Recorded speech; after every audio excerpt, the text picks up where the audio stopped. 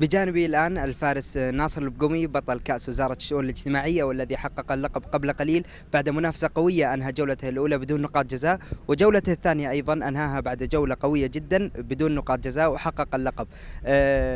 ناصر ألف مبروك. الله يبارك فيك اخوي عبد الله. كيف منافسات الشوط، يعني مشاركة 16 فارس في الشوط، كاس وزارة، ارتفاعات كانت عالية من تصميم مصمم أولمبي المصمم منصور المقاطي.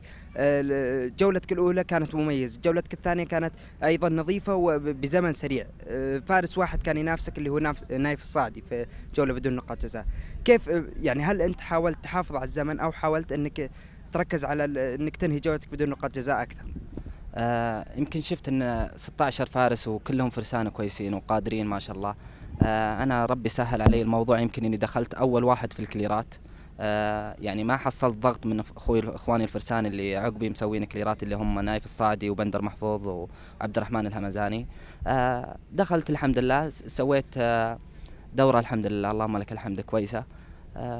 غامرت فيها بعض الشيء في السرعة شوي، حكم انهم عقبي. سببت لهم يمكن شوي ضغط، هم اللي خلوا عقبي يتهورون يمكن بالسرعة شوي. ما نبي ناخر كان عندك شوط، لكن هو سؤال من كلمة واحدة ونبي الجواب واحد. توقعتها ناصر؟